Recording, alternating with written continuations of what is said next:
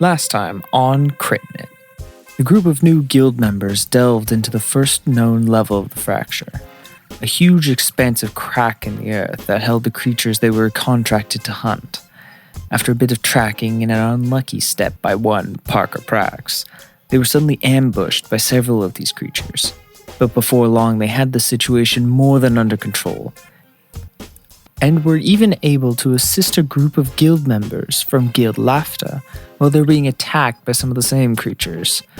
The groups showed some tentative thankfulness towards one another, but even in heading back to the surface, held a healthy sword's length distance between one another.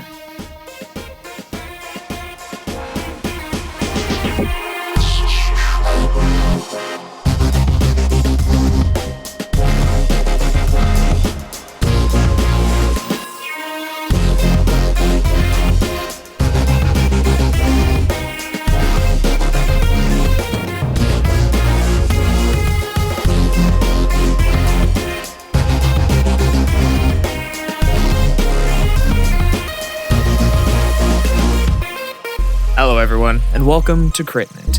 Here we have our wonderful group of fantastic characters coming back for another episode. And now we pick up. You've now entered the elevator. The rest of the small group of the Guild of Laughter cramming into here. It begins to rise, bringing you to the surface once again. And along the rather anti-gravitational ride, who has a passive perception above 13? Vall. I do. Parker and Vall. You hear Dunma begin to speak quietly to Agi in the furthest corner away from you guys. You hear him whisper to her, "You know what I saw. And we have to be wary the further down we go. We don't know who it is." And she just looks to him and nods. Kind of a wary look in her eye. Ghastgar is totally ingratiating himself to Merdina, partially because he's just in love with her name, and also, doesn't hurt to get close to people in some sense. So, hey, what were you guys going after down in the fracture? I'm just kind of curious about all this stuff down here. And you're saying this to who? Merdina. I'm on her shoulder, so I'm probably actually looking down on her for once. Well, yeah, no, you're looking down at her, and she looks up at you, and she... we went down into the fracture to hunt some rather nasty beasts on the 4th level. It wasn't really that difficult, but I've been told by Agi not to let other guilds know of exactly what's down there. Although, and she kind of motions for you to come a little bit closer. I lean in. There's an excessive amount of very carnivorous plants on that level. They want to do nothing but eat you. Be very, very careful where you step and avoid the white flowers with blue centers. Because those are the things that'll suddenly attach to your foot and then hang you upside down and then eat you. Oh, is it the same flowers? Is that the same flower that you gave me? No, that's not quite the same one, but very similar. How do I tell the difference? Well, at the moment you don't have it. I mean, you have this one, but you don't have the one that that's down there that we were kind of sent to get. Those are a little more difficult to cut down. Just don't plant that one, just as a heads up. Because it will turn into something very, very similar and also try to eat you. Oh. It's imagine a giant jungle that, doesn't have any animals in it because all the animals got eaten by the trees. I know it doesn't make much of sense, but some of these levels really don't make a lot of sense anyway. Even the second one, why it's always steamy and rainy, it doesn't really follow with much else. Sounds like a sauna. Oh yeah, most certainly. And, it doesn't help with all the mourned just kind of wandering about down there. It's actually really disturbing sometimes. Wait, what's wandering down there? And it's this point that Agi, having now begun to overhear it, looks down at her, looks up at you, and the elevator stops as you've now reached the top. The doors swing open, and Agi motions for Merdina very emphatically to follow her as she turns on her heels and begins to walk away. Hey, you want to go get something to drink later? Like, all of us go... So as you say this, Nat, specifically the very large lizard folk, turns around and says, I could go for a drink. I am pretty thirsty. We haven't drank much in 3 days, actually. Where's a good spot to drink around here? Neon Fang. Bar right near my shop. Hey, I've actually been there. It is actually pretty nice. Dunma, kind of rubbing his throat, also Yeah. I could go for a drink. As long as you're buying. So, that Kruz dude there called me like I was a dog earlier, so I'm pretty sure that means he's financially responsible for me. Let's see how much we get from this, and then maybe drinks on Vall. I second that. It goes to Kruz, the largest and most obviously dignified of our party, that he should spot for everyone's drinks as a measure of hospitality for his new employment. Well, if Kruz is buying, then I'll join. Well, I guess I'm buying since everybody's coming. at that, Dunma just kind of, all right. Merdina kind of calls out, Agi, come on. We have to go now. Come on, it's free drinks. Even you can't resist that. and you see Merdina or Agi stop and look back as the rest of her group is also looking at her expectantly. And you also get the sense that Agi is most certainly the leader of this group, and she knows she wants to make the best for them, but she also has a very faint disdain for all of you at the moment and is trying to reconcile the two in her mind until Merdina is like, You know they have Druul Spit. Oh, gross. and she hangs her head and Fine. Let's get on them with it then. and you all make your way out. Is there anything you'd like to do before you all exit into your... Lobbies. Yes. I'm gonna yell at the old elf guy and say, "Hey, where do we take our rewards?" A gnome? Or yes, no, I'm sorry. I don't know why I was thinking he was an elf. So here's the easy descriptors. Elves are very skinny and can be used as improvised quarterstaffs. Gnomes have pointy heads. It makes them aerodynamics, making them like darts or daggers. I have never heard such an accurate description of races in my life, and that is actually amazing. I started D&D as a barbarian. I'm going to keep describing other races like a barbarian would. I was about to call you racist, but that might be better. It's not racist if it's the weapon specialization. Oh my god. I don't want to know what he'd use a dragonborn Oh for. my gosh. Flamethrower. A flamethrower. Jinx! With all those spikes, obviously, he's a morning star. Well, joking aside, who was it that I listened into on the elevator ride? That was Dunma Isgaranthan Dialanthan speaking to Agitated in the corner. Then I'm going to sidle up with Dunma and be like, exactly who's on which level now? Keep my voice low, keep my actions subtle. Roll a stealth check just for fun. All right, so Vall rolled a 20. As you whisper this, Dunma flashes you a glance and kind of looks at your ears for a split second and makes sure Agi is kind of up front as Merdina has also saddled up next to her and is kind of distracting her at the moment, and he leans into you and...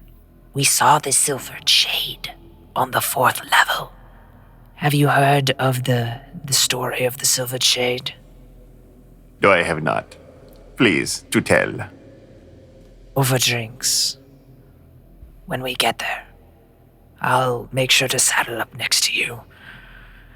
I know that Agi is very tight-lipped on information, but I think this is something that everyone who goes into the fracture must know. Especially good friends like you and I, yes. He kind of taps his throat and... Yeah. Thanks for that. You're not half bad. And he turns and begins to catch up to the rest of them. Not half bad. Vall is great. Not half bad. What are you saying? Tom Tibia, in regards to you, Kruz, lifts up his little staff and just points to your door. And kind of like turns the cane up a little bit and then sends it back down. I'm gonna nudge Parker. Did he just flip me off with his cane? Impressive. First off, did he? It's what it looked like. I'd say yes, but offended? Yes. Yes, you should be. I want to chuck that little gnome like a lawn dart. Let's go turn in our swag. The guild laughter as Merdina kind of taps you and Sorry, I have to go, through our guild entrance real quick. We have to drop some other stuff off. So, off you get. One more scritch right behind the ear. One more Scritchy. Yes, that's fine. Okay, all right. See you at the Neon Fang. Okay. and she dashes off, and the rest of them go through a yellow kind of tinted door into their guild lobby as you all head through the now being repaired door. It seems as though someone at the moment is beginning to try to fix the latches and has brought a spare door and is trying to begin to reassemble it. Is it Relic? It is not Relic. It seems to be some form of serviceman who, ironically, is actually a dwarf. Very old, very stalwart. See? Broken doors, get a dwarf. Wow. Oh my. The look of revulsion from everyone at the same time has been amazing. And has made my night. I don't know how to respond to that. Hey, what kind of tools you got? I pull out my my tinkering tools and I'm just playing with them in my hand, and one handyman to another. Like, what kind of tools you got? I got a screwdriver. Kruz is gonna hold up his hammer, and I have a hammer. It's used for screwing in the hinges into the door and then to the door frame. It's not a lot else I need.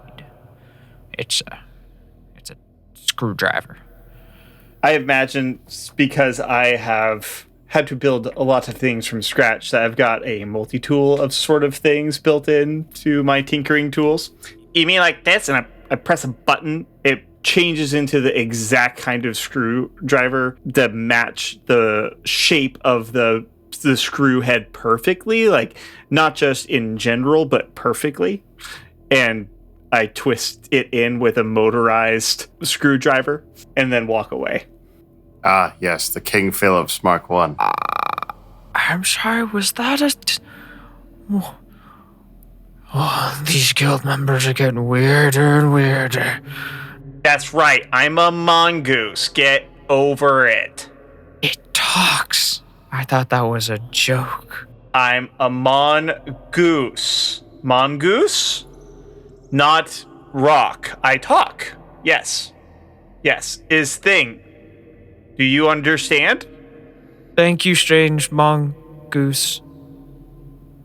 By the way, Dwarf, mongoose is short for monstrous goose, so he is actually some sort of bird. Not correct. Please make a deception check, please. Vall, open-faced lying. That, sir, is a 2 on the die, for a total of a 2. The dwarf looks at him and looks at you and... No, he's really not. Looks like a river mongoose to me. Leave me to get my door back on this hinge so I can get out of here, please. I believe it's already done. I mean, I still got 4 more screws, but don't touch my door. Zip, zip, zip, zip, zip.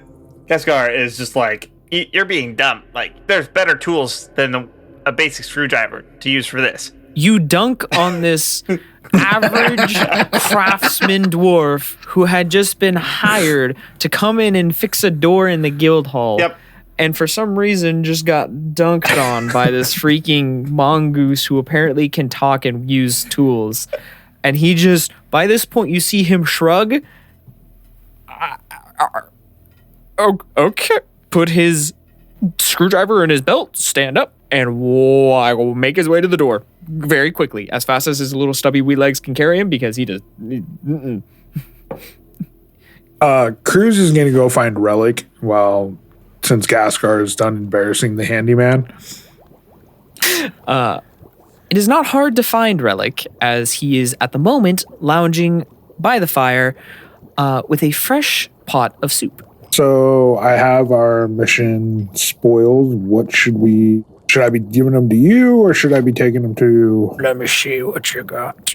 He walks over to the table beyond the kind of lounge sofa set in the center of here. The table itself is a little bit higher than most other ones, and as he motions for you to set the contents on it. Yeah, I'm only going to pull out the 3 rattlegum claws and the 2 poison sacks. You see him kind of pick them up, inspect them, make sure that each one of them is unruptured and unbroken. After a short amount of time, he is satisfied with it, hands them back to you. All right, you have fulfilled your contract, and in fairly expeditious time. I'm impressed, to say the least. You are free to return to my name is. Tell her that the contract is fulfilled. I'm going to lean into him and say, hey, do you think we can get a bonus for saving another guild's team down there? No, that does not work that way. Can we get a bonus if we got more than what the contract was for? Oh, yeah, most certainly. I mean, we have backstock. We have abilities to... Anything else you get, we will gladly take and sell off in some future way. We have very expert ways of preserving current pieces that come out so they don't spoil in case, we need a expedited order. They go for similar amounts. Hold on. What? I might want to use this extra stuff and see what I can tinker up with later. Oh, do you have more? But we got lots more claws, and we got 3 more sacks too. 50 credits a pop. 100 for the sacks. We would have had more sacks, but I messed up. Oh, they fell off the sailing, didn't they? Indeed. Yeah, they got me the first time on that one. It fell right on top of my head. Mm-hmm. All right, I'm gonna pick up the stuff, put it back in my bag, and head out to my... Hey, you don't get to make the choice for us. What if we want our money? I'm taking it all out to my. If you guys want your money, let's go get your money. Well, don't we have to turn it into him? No, he said turn it into my. He's the one who inspects it and approves you to go turn it in. Got it. You make your way out into the main hall of the guild. My name is sitting there at her desk. There is a elven gentleman leaning against the desk, seeming in a conversation with her. Do you all approach? I'm not going to wait. I'm just going to walk up and I'm going to drop the sack right onto the table and say, sorry to interrupt, but we have completed our mission. How wealthy does this elf appear? Make a perception check. My character has been pestering Ghastgar for a chance to play around with his strange boomstick. Hey, mongoose. Let me see that thing. Your weapon. Oh. This? Yes. How does it work? You put some explosive in this little shell thing here, and you put this wad of metal into that, and then you put it in here, and then this thing hits that thing, and it goes boom out this tube. Sorry, you have made a portable cannon. Yeah, but what's really cool is my gun actually works off of magic tech. And I don't really even need these shells here because it runs off of magic tech juice. The magic tech juice forms into a bullet, and it actually gives a little bit of an extra hard punch to the critter that gets hit by it. So yeah, it's kind of cool. It's complicated, but it's really cool. It seems to be an awful lot of complication where a bow and arrow would suffice. Yeah, but this thing either will pass straight through or leave the wad of metal in them, and they can't just pull it out with the stick. Well, so either they've got two wounds that are bleeding massively, or they've got one wound with a bit of metal chewing them up from the inside out that they can't get out as easy as an arrow.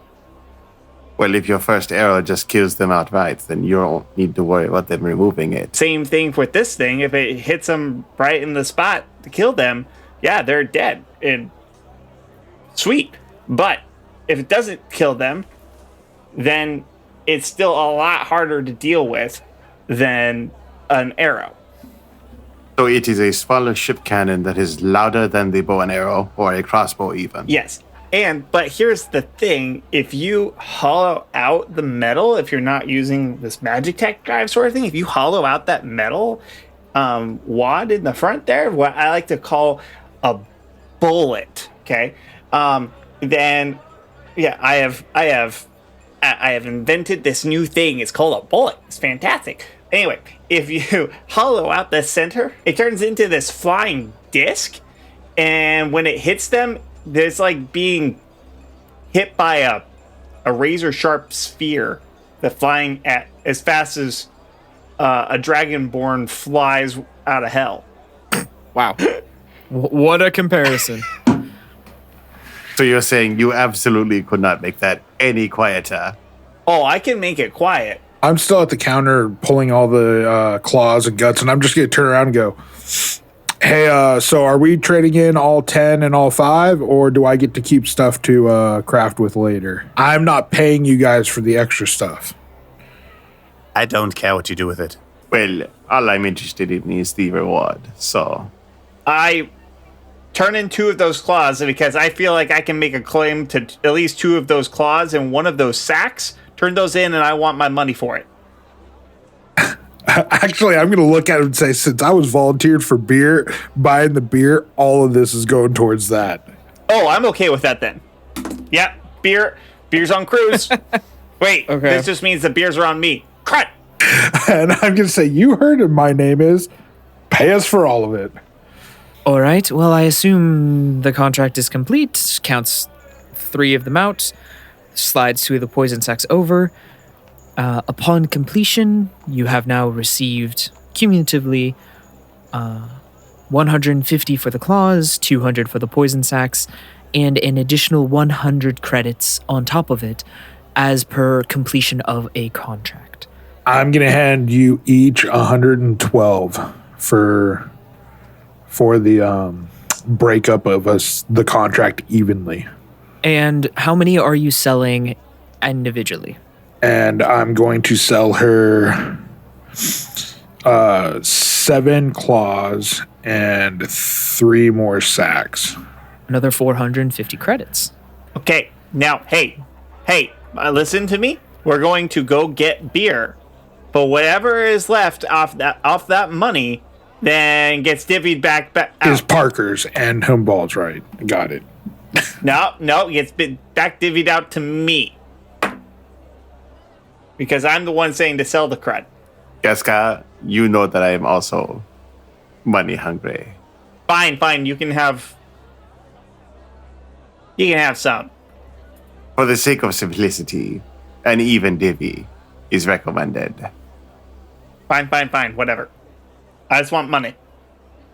So I can go buy things and make stuff. Yourself and myself are in the same boat. Okay, so Kruz is going to turn and start walking to the exit and say, and then stop and go, before we go get beer, do we have any pressing quests that need come to our attention, or can we pick them up in the morning? Well, there is another contract that is available for you upon the 2nd level. Take it at your leisure. I doubt Relic is going to be delving anytime soon, so it will be here for when you're ready. We will pick it up in the morning. And it's interesting. The elven gentleman looks to you all and just smiles. And at this point, you see he's fairly old. Like he looks, as far as like elves in recent years, again, have only been living to about 80 to 100. And he looks withered. Like he is probably verging on like 95, probably. I'm just going to look at him and say, sorry to interrupt your conversation. We had some presses in business, but it's beer 30. We're going to go get some beer. I'm sorry to interrupt your two's conversation. And Kruz is going to turn towards the door and give him an opportunity to stop me if necessary. He doesn't. Oh, then Kruz is going to keep walking. Okay. Vall's hanging behind. I'm Okay. also hanging behind. And by the way, you asked me to roll a perception check on his wealth level earlier. Oh, and yes. I Yes. rolled a 19 on that. I've been rolling hot tonight. A 19 will lead you to note down that this man's cloak, a black satin cloak with a purple outline, is very expensive. Purple is a sign of wealth. You see a very ornate silver pendant that he wears, the symbol of which you do not recognize. And you do notice that his general cleanliness is very neat and orderly. And you can surmise that this is most certainly a fairly wealthy individual. Hey, who are you? Well, wouldn't you like to know, my small friend? Actually, I would. You strike me as intriguing. Kruz is going to turn around and come stand next to Parker. Ghastgar, you are being rude. You need to introduce yourself to those in higher stations. Well, I mean, everybody's higher than me, just about. Do not sell yourself short. I don't have to sell myself as short. I am. As Vall said that, he knelt down. Well, now, you were right. You're right, my dear. They are quite the Spitfire group. Perhaps you will be of use. I have been known by many names. However, in this city, I am known as Edward Ludicius. I am a merchant, tinkerer of sorts. I originate from the northern sandlands and have made my way down here to sell my rather unusual wares. Does Kruz recognize that name at all? Roll a history check. And Vall rolled that history check.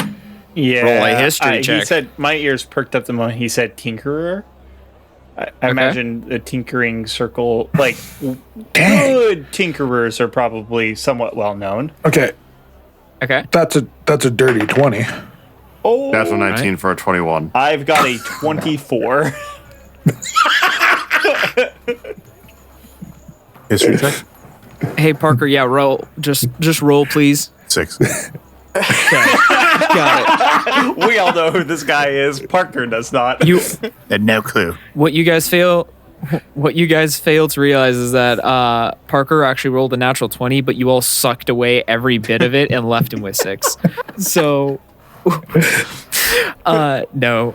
So let's see. Vall, you would actually recognize the symbol of the silver chain around his neck as a symbol of the free merchants. You, Ghastgar, don't see any tinkering tools on his person, though you do see some strange looking pouches along kind of his belt that were previously hidden by his cloak. And it's interesting because you would recognize these as they're alchemical pouches. So you don't necessarily work with alchemy too much, but some tinkerers do try to implement this into their wares. And so you'd remember that there is a sect that do use this. So it does track. And Kruz, even with your history check, you have no idea. I mean, you don't see anything really. I deal with merchants all the time. I don't recognize that name at all. Come on, this guy's wealthy. No. I have to at least know his name. Fortunately, Edward Ludicius does not ring a bell to you. Does that name ring a bell to me? Nope. I'm instantly going to nudge Parker and say, I deal with merchants all the time. I don't recognize that name. It's obviously fake. Vall will stand at attention, bring his right hand up to his left shoulder and curve his elbow. Master Ludicius, Vall of the Half Moon Sellsword Company is at your service. There. That is the attitude that will get you far. Oh, do not mind the pendant. Naturally, being from the north, you would recognize having to travel through the south, you must make certain monetary arrangements with groups of people so you don't wind up penniless and dead on the side of the street. This is nothing more than something to ward off those who would try to hunt me. I have heard of your company, the Half Moons. You recently came across the Southern Sandlands, correct? This is true.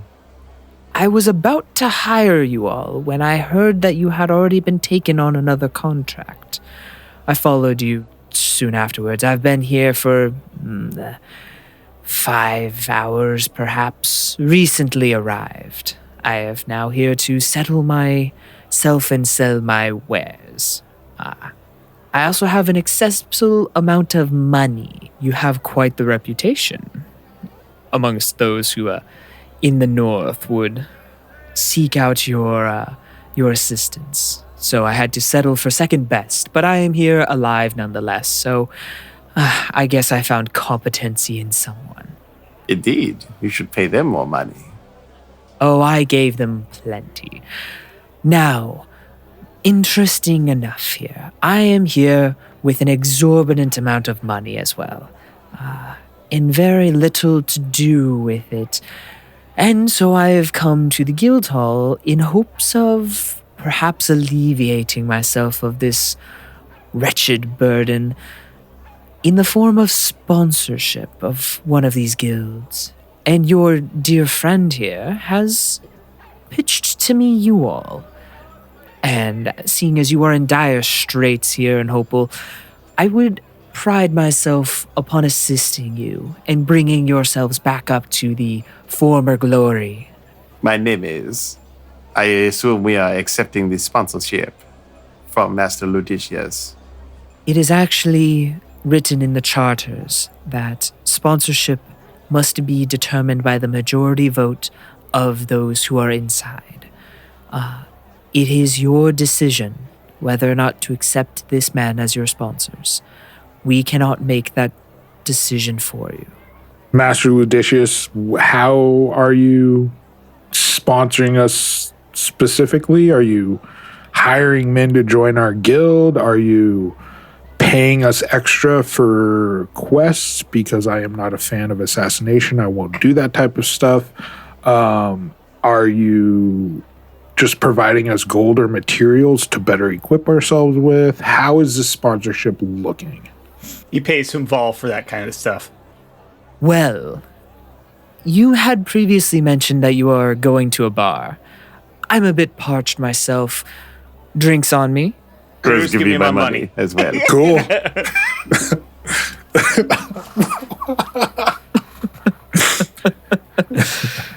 What money? Those extra $450, so...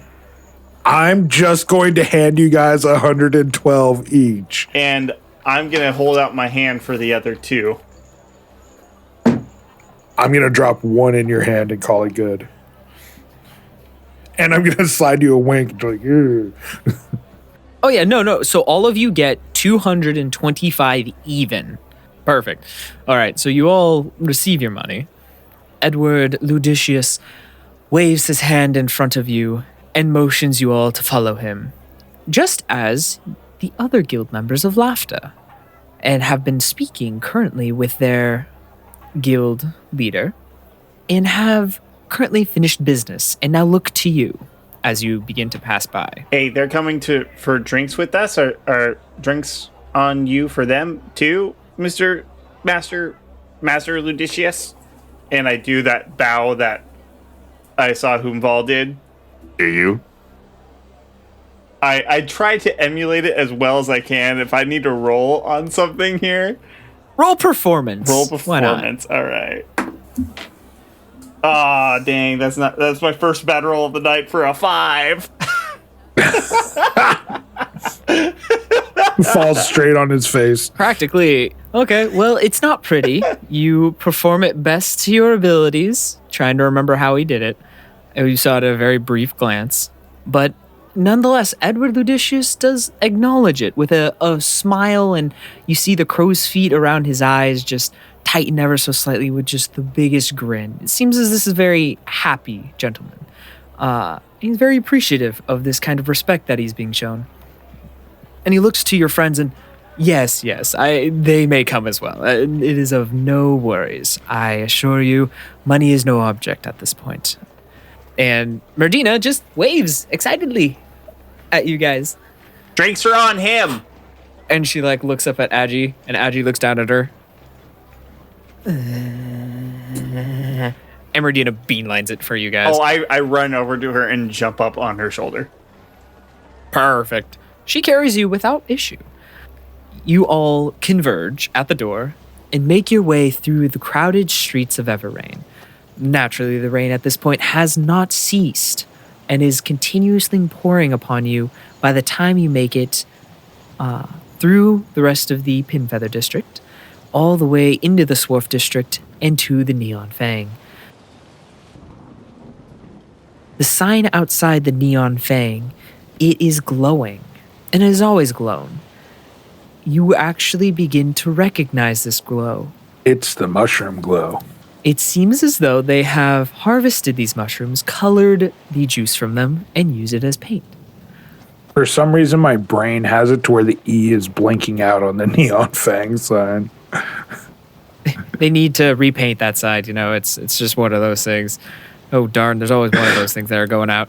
The rain is making it good. Oh, jeez. No, it's waterproof. I'm calling it now. They're waterproof. But anyway, you make your way into the Neon Fang. It is a moment pretty busy. People being served, people of all makes and alike and likenesses everywhere around you. There is a fair amount of space on the right side of the entirety of the bar. Several booths are available, several tables that are also fairly large. And Kruz, you see the proprietor, Gregory Thurston, a fairly old gnomish fellow who always wears a excessively pointed hat, most of which you can kind of see just kind of moving behind the bar ever so slightly before a bottle or a shot or a glass suddenly appears on the table in front of a customer of some sort. You just see it running back and forth as fast as possible. I'm going to point everybody over to a booth that's in the corner of the room that has a little reserved sign, and I'm going to say, that's my table. And then I'm going to walk up to the bar, and as Gregory's putting a bottle on, I'm going to grab his hand, pick him up, and go, Gregory! Cruz, my friend. You're here to spend more money. I'm going to say, well, I have a very, very rich sponsor with me today, so let's bring out the best stuff, and I got a bunch of people with me, so... Ooh. Can you send over a waitress with a bunch of pitchers and a whole bunch of pint glasses, and the mongoose gets a shot glass? No, I get a full-sized glass. And I'm gonna giggle and say, okay, fine. Put a straw in it. I will shove that straw in your eye, Kruz. I'll keep the alcohol flowing. No worries. Now, could you drop me real quick? You know the price, and I'm gonna hold up my hand and say, you gotta give me 5. Yeah. Ooh, does a 16 hit you? No. Hey! Well, he attempts to kick you, and the foot collides, does no real damage, unfortunately, as he very sadly looks down and he backhands it. All right. Now put me down. I'm gonna set back down behind the bar. By the time you release your grip on his arm, he's already scuttling over as fast as he can, immediately pulling a platter, throwing on several different flagons, and calling out commands to several other workers, and they all begin to kind of converge and get drinks going. But you all make your way into the booth on the far side of the Neon Fang, where the reserve seat is. It can seat about 15 people, so you can all sit comfortably there. Vall, you do notice Dunma does take a seat next to you. Merdina sits next to you, Ghastgar, and Agi next to you as well, kind of trying to make sure she sticks next to Merdina. And Edward Ludicius finds his way next to Parker and Kruz. When Dunma sits next to me, I immediately throw my arm around him and like he's my best buddy. You see him like shrivel up in your arm. Can you not, please? You'll get used to it. We are good friends now. And I'm not accepting no for an answer. As he is now blocked in by like 3 other people, he kind of relaxes just ever so slightly, succumbing to the knowledge that he can't get out of this situation. It's not so much friendly as it is the fact that Vall has decided he's about the right height for an armrest and has proceeded to put a lot of his weight into leaning on him. He just thinks he is not smart enough at the moment to put 2 and 2 together and just assumes it's not as demeaning as it is. Drinks are brought to your table within 5 minutes. And I mean like drinks of like flagon on flagon on flagon. You have a bunch of like rainbow colored shots. Like, have you ever ordered a sushi roll of like a rainbow roll and it's just like one of every kind of fish? This is like one of every kind of shot and just organized and really pretty. Gregory Thurston, as rough around the edges as he is delicate and careful with every bit of presentation with these drinks. And he's always been very meticulous that way. It's a very strange dichotomy between him. And as drinks are provided, ergo, however anyone would have wanted them, Agi does knock back the Druul Spit. Hey, you ordered that Druul Spit thing, right? How is it? Which you would have noticed is this purplish green, almost has like a film on the top. Yeah, it's good. It's strong. It's very strong. I would not recommend it for someone of your size. Unfortunately, it would knock you down pretty quick. Sounds like a challenge. Oh yeah, no. Ghastgar is thoroughly intrigued by this now. Oh, it's a good thing because that's the only thing Kruz ordered. Oh wait, you're drinking this one too? Everybody got the same thing because I walked up to Gregory and said, bring it all on. Oh no, he's serving flagons and wine and all kinds of like high-end stuff right now. Druul Spit was specifically for Agi because she requested it. You would also know that Druul Spit is it's a drink. It exists. It's a shot because you don't pour any more of it. It's kind of a one shot and you don't need to drink anything else. It's for someone who wants to get drunk real fast and doesn't actually want to, have the whole thing of like having to taste beer or like drink multiple shots of like whiskey. It's more of a, hey, I just want to be drunk. Knock that back. There we go. Now I'm drunk. I'm fairly certain Druul Spit has no flavor. I have a feeling Druul Spit and Everclear are very similar in experience. Imagine Everclear, but with lemon juice in it. So that's about the flavor of Druul Spit. Oh, God. I'm going to notice Parker's not drinking, so I'm going to reach into the center table and slide a beer in front of him. Thank you, but I prefer wine. I'm going to slide the beer back, and I'm going to grab a wine, and I'm going to hand it to him. Oh, thank you. Thank you. And then I'm going to take the beer and take another drink. So I guess just as a overall flavor aspect of this, Agi got the shot of Druul Spit. Merdina got a Broken Bone beer. It's like the lightest beer on the menu and like ever. It is like watered down a lot. It's not strong at all. Mr. Nat has a flagon and has just like started drinking it and just not stopped and is just slurping it at the end of the table. Just kind of going with it.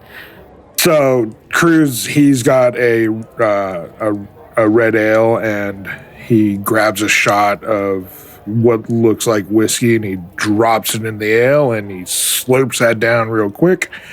He looks at Master Ludicius and says, I hope you're enjoying your glass of wine, so let's talk about this sponsorship. And yes, come forward with this sponsorship. Word kind of swishes the very expensive wine he has and So, well, as a tinkerer, I do require a little more, a little extracurricular activity from you as well before we make this deal. So, what I would provide to you is upon completion of contracts, you'll be receiving a bonus from me personally. There will be room for additional expenses being paid forth directly by me, should you require them. You will also note down that my tinkering and my various abilities as a craftsman will also be available to you personally. I have many interesting trinkets, and I feel several of them would benefit you very well. One of which I have with me should we come to a agreement. Hey, I'm a bit of a tinkerer myself. I noticed your alchemical pouches. You're not quite the same vein as I am as I pat my gun. What you got? I'm intrigued. Well, if it's proof that you're requiring of my capabilities, Not proof, just interest. you see him pull off one of the sacks from his side, a purple one with gold kind of string tying the top. And as he sets it down, he unravels it, and as it does, it lays flat into a flat piece of cloth. And in the center of it, you notice a small, about apple-sized mechanism. It's oval shaped. It's almost like an egg. But on the outside, you see various gears and things that are kind of ticking and whirling, or as it does. At any given point, you see it suddenly turn, kind of at a fair click. And he kind of picks it up, and this is a device used to keep impeccable time, and not just time of day. And you see him remove kind of the top half of it, and you realize it's almost like a Russian doll. And as he opens it up, it reveals a inner mechanism that is also ticking. And he marks to you, and he points out the various markings on it. The outer one speaks of what sun we are currently orbiting. The inner one speaks of the month and day. And as he pops off the innermost one, revealing an even smaller mechanism that is also ticking, this reveals the exact time of day. And you see him begin to reassemble it. And as each top clicks, you see the gears that were disconnected immediately begin to pick back up. I like to hand him over my gun and say, "May I inspect your craftsmanship as you look at mine?" He hands to you the device. Make a intelligence check. Not a tinkering check. You can make a tinkering check. 13. 13. It is impeccable craftsmanship. The gears and the various mechanisms that are making this device work are very intricate. And if he did in fact make this, this is impressive. Do I see a magic tech drive involved in the workings? You do not. It is completely mechanical. It seems to run on springs. As you do notice, there's a small, turn key at the very bottom of the device, hidden underneath the small panel. Now, inspecting your weapon, he flips it around several times in a very controlled fashion. He seems to be experienced with firearms. And looking down and up and around it, he hands it back to you. It is very well made, very well crafted.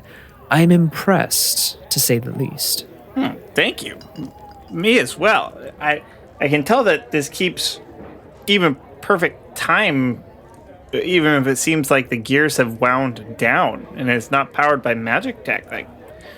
This is incredibly skilled. The power of tension. Yes. It took me many, many, many, many tries to get that one down. Unfortunately, it's more than I'd like to count. But anyway, I won't be giving you clocks, merely. But we must strike a deal before I'm able to provide to you a specific object of mine. Kruz is gonna go, oh yeah, slam down his beer and say, watch this. He stands up, he pulls his sword out, slams it into the top of his shield, twists the hilt of his sword, pulls out this long handle, and as he's pulling it out, 2 blades pop out of the side of the shield, and he slams it on the table. That's craftsmanship. How drunk is Kruz right now? Like, I was literally like, this is the drunkest thing you can ever do. Well, the secret is he was wasted when he got in here. The red scale tiefling of Kruz is a lot more rosy cheeked, even, and you're not exactly sure how that's possible. So what's interesting, as you slam it on there, Ludicius does take a very quick glance at it, and it's interesting. You see him begin to point out small mechanisms that are on the inside. Well, you have a gear system there, a pulley system there. The 2 connect and release that pin.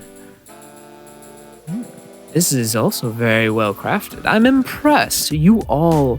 Kruz is gonna say, that is correct. But you missed the kinetic energy storage canister in the center of the shield. That way, when I hit enough people, I can eventually shock the crap out of somebody. I did miss that. You are full of surprises. Also, he slammed us down in the middle of the carousel of drinks. Yeah, some of them do spill over. Okay. Ghastgar makes some eye contact with Vall, shifty eyes over towards Kruz, and pats his coin belt and gives like a little wink and kind of a you and I sort of motion. Good ma, pardon me. I need to stretch my legs. I scurry under the table. You exit the table, you exit the booth. Ghastgar, you are underneath the table. There is a lot of legs here. Kruz, make a Constitution saving throw, please. Oh, you guys are screwed. All right. Oh! That is a 19 plus 5. You're not as drunk as you would have initially suspected. Please make your sleight of hand check. Vall, are you assisting? Oh, yeah. How are you assisting? Now wait. Before you tell me the results, Ghastgar, I need to know, Vall, are you assisting? I will be rolling to assist. Okay, which means he rolls with advantage. Okay, well, the second one was a nat 1, so I'll definitely go with the earlier one, which was 17. Given circumstances, Kruz, what is your passive perception? Garbage, it's 11. Perfect. All right, Vall, how are you distracting Kruz? I rolled a 24. To be sober? Yeah. No, it would have severely pulled away from your passive perception. Unfortunately, your passive is also not high enough while you're sober to have noticed it. So I'm distracting Kruz by taking his bizarre large weapon and like carrying it with me over to the other side of the table. This is a massive weapon, Kruz. How do you manage this? It is absolutely excessive. I'm really strong. Yeah, Ghastgar, it's at this moment that Kruz is distracted. With the motion of him sitting, reached up and like unclipped his money, his. It's just a stick. It's an individual stick about 5 inches. I just pull it off him as he's sitting down with that motion, so that if he feels anything, it would seem to feel as brushing up against the seat that he is sitting on, and step back with it as well. And I come back up with a drink in hand as if I just got a refill. You emerge with his credit sticks. Vall, you still have his weapon. Kruz, how do you make it go back? You have it in this. I don't want to call it a shovel. It's an axe. It is not an axe. It is part shield and the rest of it your other weapon, and it is absolutely huge. How do you? And Vall starts to like try and twist the blade. Trade secret. And I'm going to take the axe from him, and he's not going to see what I do, but it just collapses the hilt back in, and I just pull the sword out, sheathe the sword. You sure I'm not going to see? Roll with disadvantage and intelligence check. 11. No, so you are unable to deduce exactly how it collapsed and the mechanisms that would have made it so. So, it's not no terrible loss, but it seems as though he does have something to him, you know? He's a good weapon craftsman, so it's something to be kept in mind. For certain, you have made something overtly complicated. And Vall will pat his short sword and be like, this is all I really need. Something simple. I'm going to look at it and say, I can make it better. Are you going to attach a baka to it so I can turn it into a tinier axe? I mean, if that's what you want. No, I would absolutely despise that. No, thank you. I can also make it break into two, and then you could have twin daggers. Why would I want my sword to be broken into, Kruz? So you can have twin daggers. No, that is a downgrade. A short sword is much bigger than 2 daggers. I can also make it split in half, and then you have 2 short swords. I could just buy another short sword. But then you would have to carry 2. You can have 1. 2 full short swords or 2 broken short swords. Hey, Kruz, I think you're arguing with somebody who doesn't have an appreciation of weapons other than the ones he's carrying. You're correct. Vall, hey, by the way, what kind of weapon do you like to use? Just a bow and arrow? Well, I have my short bow and arrow, and then he pulls out his hand crossbow, puts that on the table, pulls out his dagger, puts that on the table, pulls out a light throwing hammer, puts that on the table, pulls out his old trusty short sword, puts that on the table. Okay, I just grab one of them and I inspect it. Meh, seems to be very well made, and I hand it back to you with your half of the credits. Make a sleight of hand check. Oh yeah, 19. Okay, no, you're good. How many credits have we taken off of him? Because I'm giving him a straight half. Well, up to this point, considering he would have just had the 2 recent ones that he had previously collected, each one of you have received 125 or 112. It'd be 112.5. Yes, that hay credit. It's always got you. I see how it is. I take you guys out for beer. You didn't. You guys steal my money. You're not the one who took us out for beer. You must have lost your credit somewhere. Well, as you all have now absconded with credits, inspected or showed off various weapons, Edward Ludicius has, up to this point, enjoyed the show. And as you are all doing this, he turns to Parker. Are they always like this? Sadly, I can't tell you that. It's kind of our first outing altogether as a guild team. I would like to ask you one question. Go on. Do you find this group competent? I'll look around the table at these people. I believe so. Well, I need something done.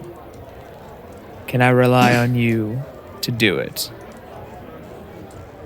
Well, as you've mentioned, completion of this task is stipulation for your sponsorship, so yes. You see him produce a small contract, small piece of paper, and set it in front of you. This is allowing me entry into the guild as a sponsor. Would you mind signing it? Does he allow me to read it first? Yes, of course. I would like to go over it. Okay. As you are going over it, Vall, Ghastgar, you have now finished going through your weaponry, and Ghastgar, you have at this moment now slipped the other cred stick into Vall's hand. Kruz, you are at the moment now sitting down, your weapon having been dismantled once again, and you now see that Parker is now in possession of a contract that has been given to him by Edward Ludicius. Now I'm going to slide a glass of wine in front of Parker, And I'm going to say, what you read? Master Ludicius's contract. Contract for sponsorship? Yes, the one that we need to complete in order to have him sponsor us. Okay, well, Parker, Well, for that, I just need your signatures. since you're reading it, I'm going to trust your perspective of it, that it'll be a good deal for us. I, for one, want to vouch for this guy's handiwork. As a tinkerer, I'm most impressed. Master Ludicius has a reputation in the Sadlands. Oh, reading through it, make an intelligence check. 16. Reading through it, you do notice that it is abnormally in your favor. The contract allows Edward Ludicius, as the proprietor, to provide to you all money, equipment, resources, and the only thing he receives in return at the moment, ergo this contract, is the ability to call himself a sponsor. That's suspicious. So this contract is heavily one-sided. Are you sure about this? Oh, most certainly.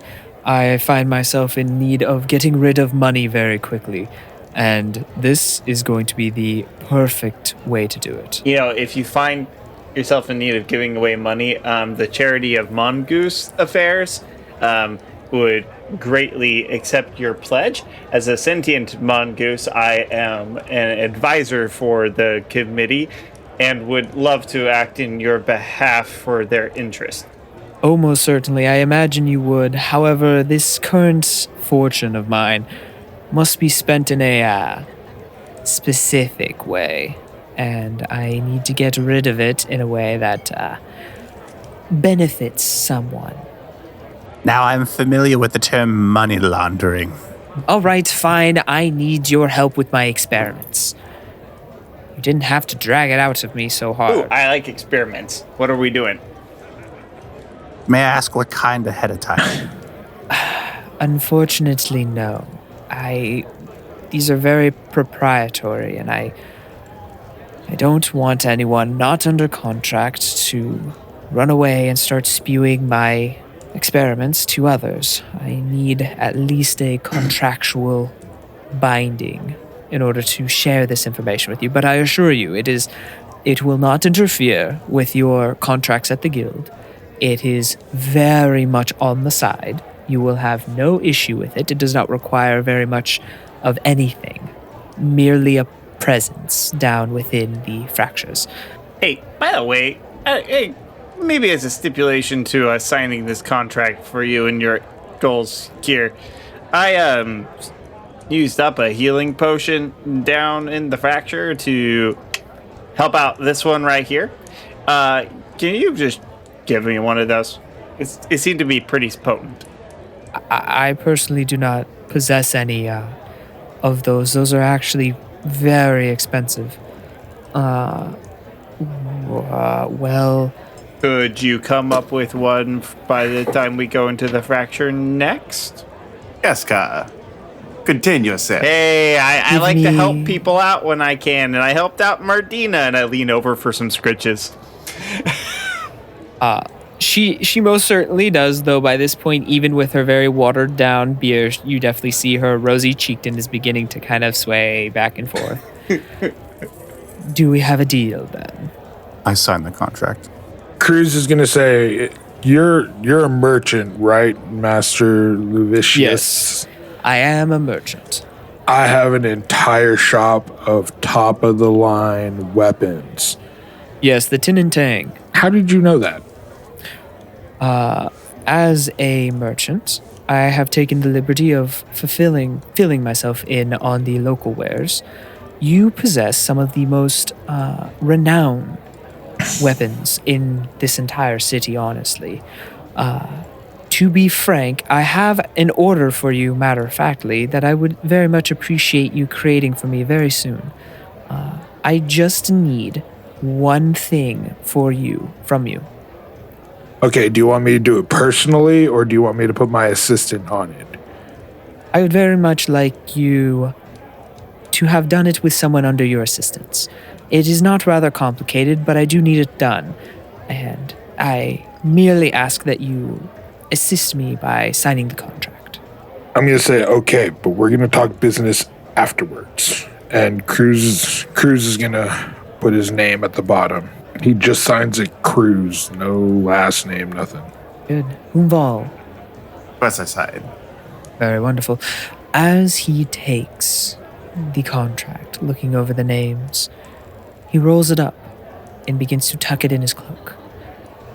And then from his cloak, he produces a wooden box, slightly larger than you would have been able to expect from his cloak. It's about 2 feet by 2 feet by 2 feet.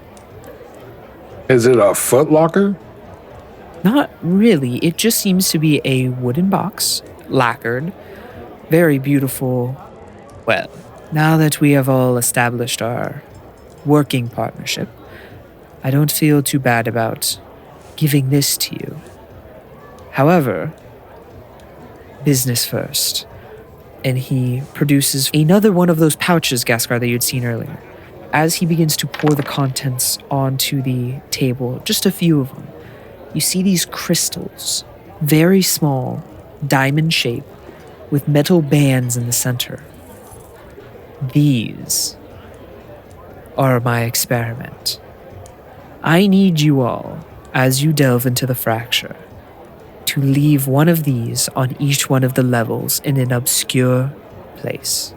And he looks at the Guild of Laughter, who is at the moment just pretty sloshed and drunk, all except for Dudma, who is kind of like half listening. And Kruz is going to push a beer in front of Dudma. Dudma pushes it away and takes a glass of wine. Yeah, come on, pay attention. Dude was a wine man. Okay. Kruz is going to take that beer then. It's interesting. He looks around at the very crowded area around him. You see him produce a small Magitech drive. You see him begin to move it in a certain direction. And then you see the inside of it suddenly. And as he begins to look to each one of you, you hear his voice in your head. These are my experiment. They are meant to perhaps find a way into the fracture that is not the Deodovan's elevator. The ability to go in and out at will. From the surface to wherever you left these. Imagine them as small checkpoints, as I have taken to calling them. They are mildly erratic at the moment, and experiments on the surface with them have cost me a lot of credits worth of Magitech drives. My hope is that whatever force is within the fractures will be enough to offset that power need, and that it will draw on the natural, whatever wild magic is down there, ever so slightly, so it is less of a power drain on this half. Kruz is going to sober up and he's going to look directly at him and think, are these magic absorption nodes? He looks to you. No, they are merely for getting in and out of the fractures at expeditious speeds. Then how are they going to absorb the wild magic throughout the fracture? That magic can't be controlled. Which is why I have experimented with trying to control it. I am hoping that with the connection being made up here, connecting down there, running one of these isn't impossible. It requires a 4th level Magitech drive, which is expensive when you're experimenting with them. That's worth 4 years of somebody's wages. Are you kidding? You must understand this can be groundbreaking. So naturally, having to run 2 of them at once just doubles the cost. Which is why I'm experimenting with it and trying to see whether or not it will work in the fracture. How are we going to get level 4 Magitech drives to be able to teleport down to the fracture? You don't need them. I just need you to place them there. I'm not opening this for you all to use. This is for my experiments, and I just require you all to be the ones to get down there and drop these. Do you want us to drop them in open areas or hidden I said areas? obscure places as possible. I need you all to place these in places that they will not be found by others. Like under Ever. a rock, like in confined spaces, or just hidden in plain sight? Cruz, I believe I can handle the Yeah. location. I think this is a job for Huum, Vall, and I. We're able to make sure that things disappear from very conspicuous places. I'm gonna ask to inspect one of the crystals. Mentally, he responds to you, unfortunately, and he begins to kind of scoop them back in. You wouldn't understand how they work. And he begins to tie the top of it, and he hands it to Parker. You may, if you want, but I would rather not leave these out here in the open for any longer than they need to. Hide them. Keep them safe, and do not let them fall into anyone else's hands. And so, to be clear, may other people in our guild know about this. From what I understand, there is Relic and some lady that we have not met yet, still down in the fracture. I would not show these to Relic. And he taps the box as well. Especially not this. You don't know Relic, but I do. He is not to be trusted. Do not let him find this box. It is for you and yours only. This woman in the fracture I do not know of, but do not let Relic touch any of this. Crystal or box. Is that made clear? Mm-hmm. Crystal. I understand. Oh, I get it. Parker made a joke because it was a Chris. Oh wait, no, you're. Oh yes, I understand. I would imagine that Vall just blares this out loud as everyone else has been saying this mentally, and you just, in the middle of nothing, just say this out loud. And No, I imagine this is like Huumvol's like mental thought process of yes, that's what it was. Okay, I understand. That's what it was. It Thinking was out a loud. joke. He moves to the box. This is another one of my experiments. Things go into it. Strange things come out. I open it and I put a dagger in.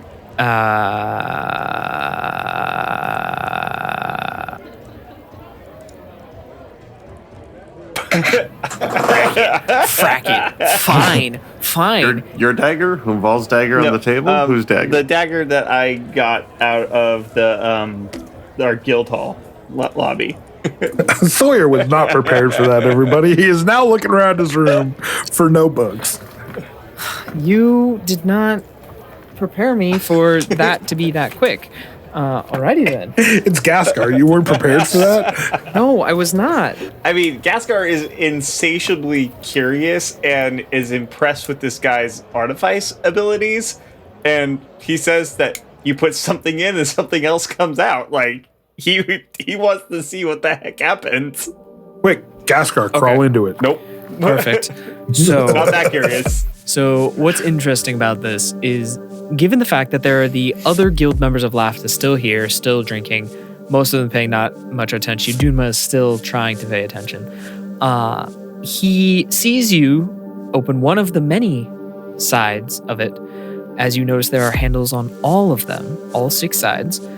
You open the top one, put a dagger and close it. And by the time he reaches his hand out to try to stop you, you've already done it. I leave my hand on it and I slowly make eye contact with him. Like, oops. I would have rathered it not be done here.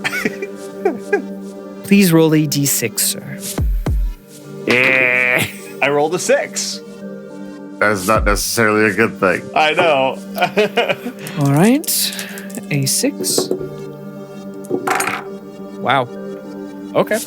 So you place your dagger into the box, and all of the lines and the handles disappear for a moment and are gone. It's just a wooden box then. Solid on all sides.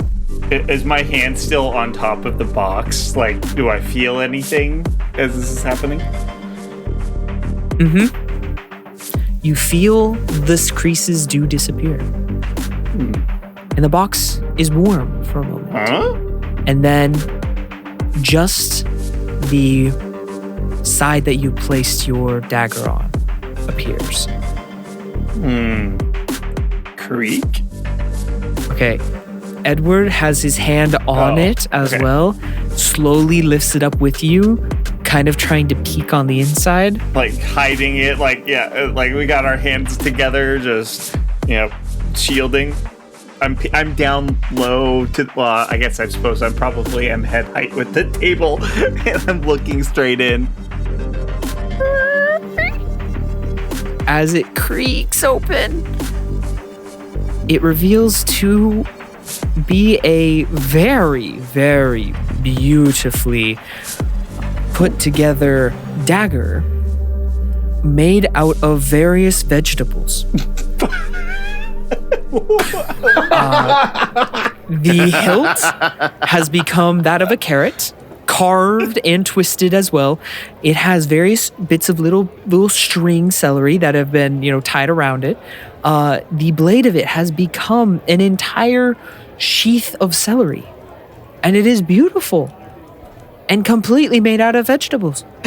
Like, is it metal forged laughing. to look like vegetables, or can you put this in a freaking Bloody Mary and take a bite out of it? I grab it, I make eye contact with Edward, and I begin to lift it slowly, seeking to get some permission. He looks at it, cocks his head curiously, nods to you. I pick it up and I take a bite out of the celery blade. Yeah, it's celery. It is 100% celery, and, well, that has never happened before. So as I was saying, this box does make some very strange effects occur. Be wary of it. It has as many uses per day as you wish, though excessive use per day will result in more dangerous creations. Is the lid still open? Yes, and Kruz is going to throw a level 1 magic tech drive in it and close the lid. okay. Roll a d6. Roll a d6. I'm hoping for a steak. 4.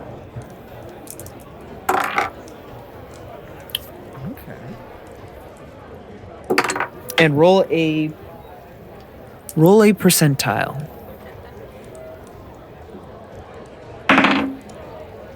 Ooh, 90.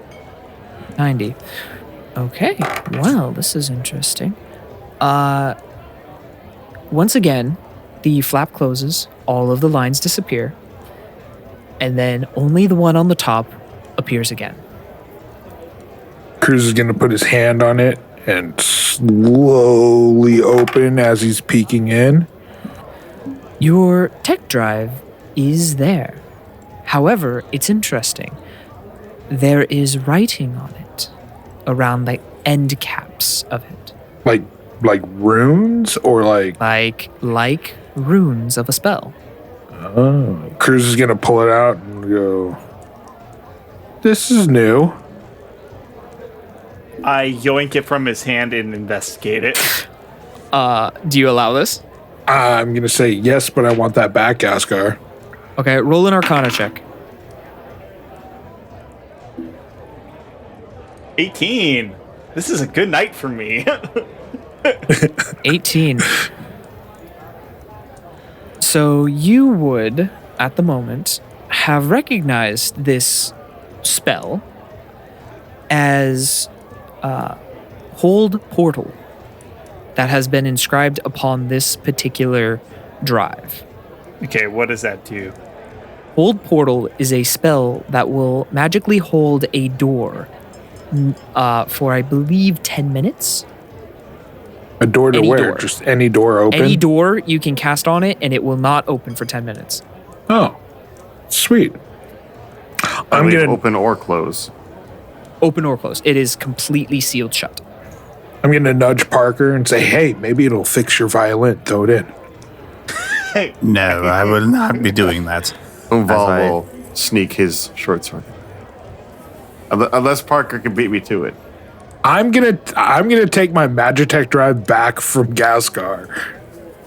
Edward at the moment has kind of crossed his arms and is observing it as the top once again closes. The lines reappear across the entirety of it. You sneak your short sword in. And it's strange because it does fit. It's 2 feet, but it seems to have fit at least a 3-foot sword from hilt to tip. Hold on, Sawyer. Short swords are 2.5 feet, not 3 feet. It is worn and it's been pounded. It was crudely made and it's a 3-foot short sword. Anyway, the point is the sword was larger than the box itself should have been able to take. However, it seemed to have fit. Upon sending it in there, I'd like you to roll a d6. It's gonna turn into a shoe. I rolled a 4.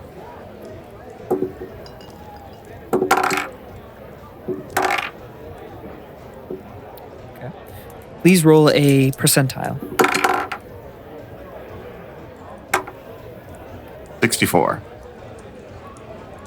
Before your sword, as the line appears once again and you open it, your sword has now been completely transformed into very thick rug-like fabric. like the very tight Persian rug kind of style. Wait, is it a nice rug? Oh no, it's very nice. Oh, it's going in my room. You got a rugged sword. Well, it was rugged to begin with. And then I got it, and it became more rugged. So ultimately, I have used a sword to its final lifespan, and it is now a rug. Parker, your turn. I will not indulge myself. I do have questions, though, Ludicious. You should just put your wine glass in. You're not drinking it anyway. I would suggest that we don't tempt fate so much at this point because it has been known to create more volatile things. And it seems as though these last two have been tempting fate as much. Wine glass. Wine glass. Wine glass. Wine glass.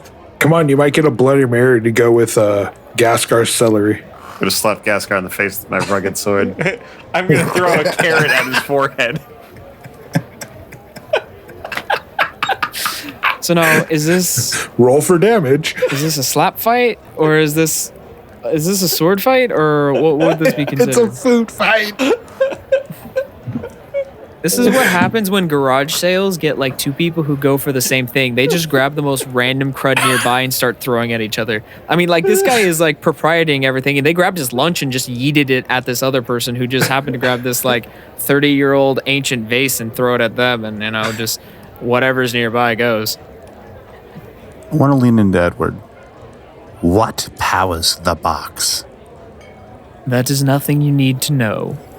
Only that it works. And report back to me any unusual findings that happen within it. I'm going to lean even harder. No, you don't understand. What powers the box? And I'm stern, and I look kind of almost like angrily inquisitive. You wouldn't have to lean in because this is still telepathic if you want. That spell is still up.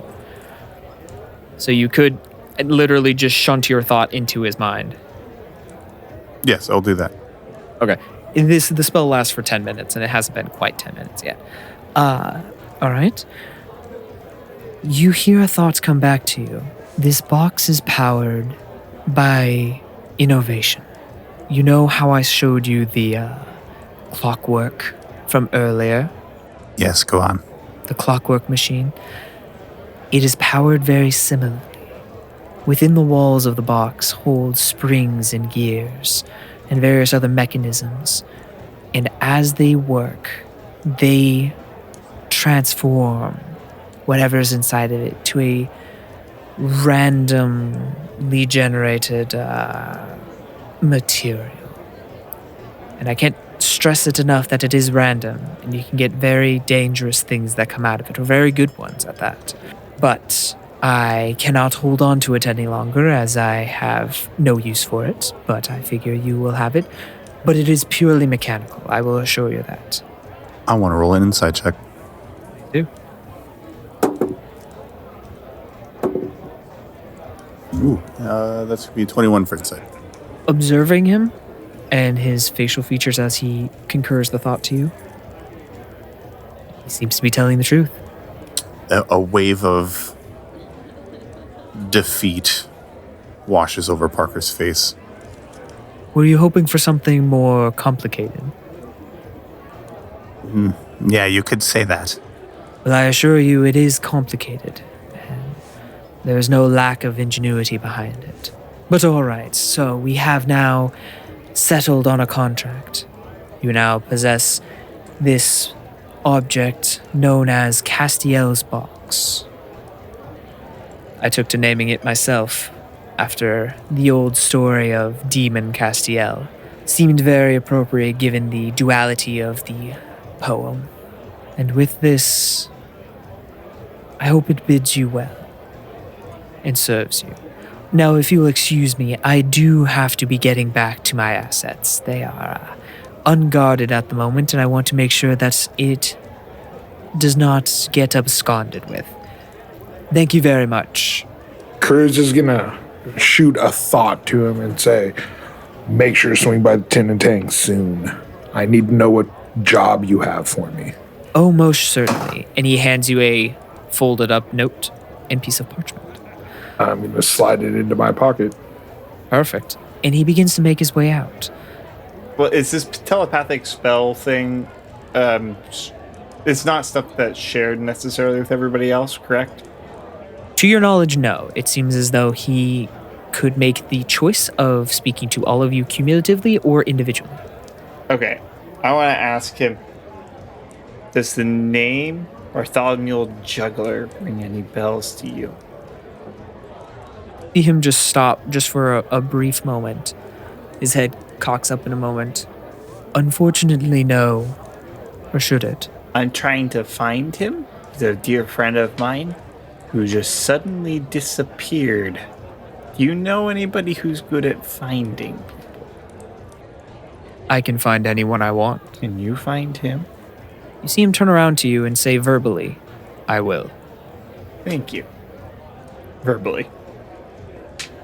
He makes his way out the front doors then.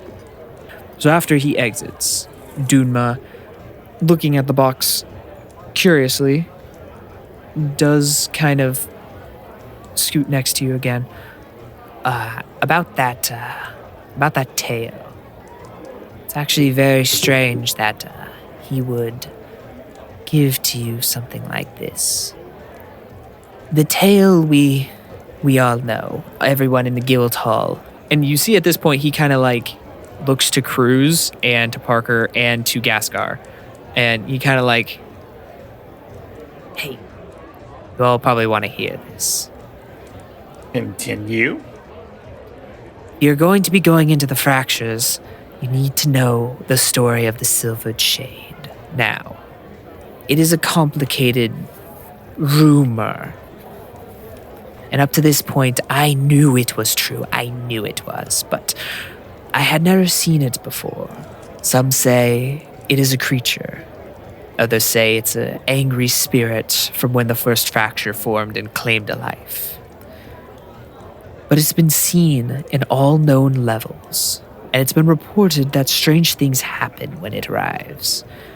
Everything from hearing voices in their head, to memory loss, to just observing people. No one knows what it is, but I never want to find out personally. It seems to be some form of skeletal creature with liquid-like bones, hidden within a cowl of black. It appears and just observes most of the time.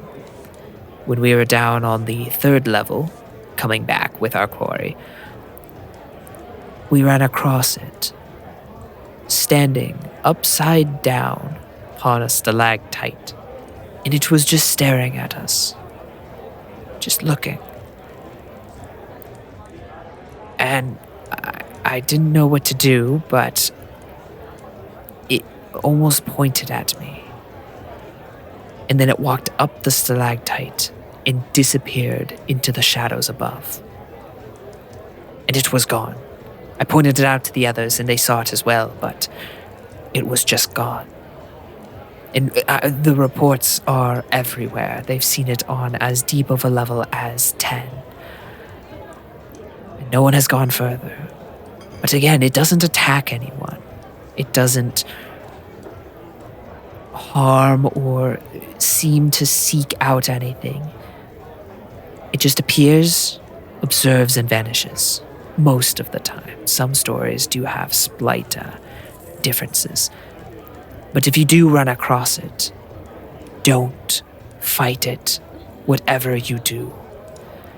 I don't know what it is about it, but it is terrifying. I don't know. And I'm a tracker, mind you. I track things, and I never saw this thing appear and never could find where it went after that. And I track creatures with invisibility. I track creatures who can teleport. And I could not find a trace of where this creature went. It's something different, and I don't know what. And I pride myself on knowing what I go down and face in the fractures. So just from one guild to the next, be warned. Don't engage this creature. Is that enough of a warning? If we see a creature that can stand upside down on a ceiling or stand up on a wall. If we see a skeleton made with liquid bones with a cowl of black. Yes, that one. Run away. Or do not engage. Do not engage. It doesn't seem to want to attack people. People have said that they've gotten close enough to touch it, and it just fades away from them. So it's not dangerous if you don't engage it. I haven't known anyone who has, but I can only imagine. It's always been a rumor, it's always been a myth. Most people don't even believe it exists. But I can tell you now, it does. The Silvered Shade exists. Well, Gregory, thank you for the drinks. It's time for me to retire. Well, it's been great having you along with me, Kruz. It's sad to see that you will no longer be joining us at the Guild Hall. They leave so young. No, I mean, I'm tired. I'm going to go to bed. You guys are by all means can come use the shop all you want.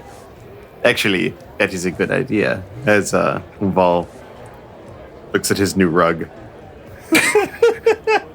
I do need a new welcome mat. You should trade it for a sword. You want to sell that for 5 credits?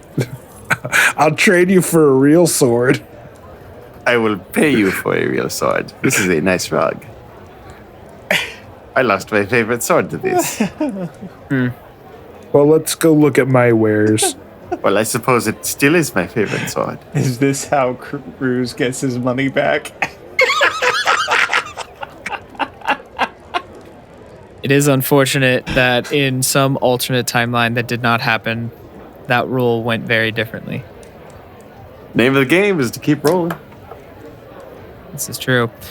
All right, so you all have agreed to make your way to the Tin and Tang, correct? I'm going to say bye to everybody in Guild Lafta, and I'm going to actually hand them a business card and say, if you ever need equipped, I won't rip you off like those greedy Reinhardts. Come and see me. You see Merdina take it, and Ooh, I've actually been thinking about getting a new great axe. I think it'd actually be really good. Do you sell colors? I can paint it any color you want. Wonderful. I've been thinking of a beautiful pink. Honestly, I want, whenever I kill something, I want it to be able to die by pink. It has been my favorite color, and obviously it's very hard to get that kind of around here, and it's just is what it is.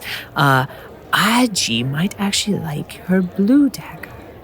I can hydro dip anything pink, but we can only hydro dip pink. Oh. Well, I'll put in the order sometime soon, I'm sure.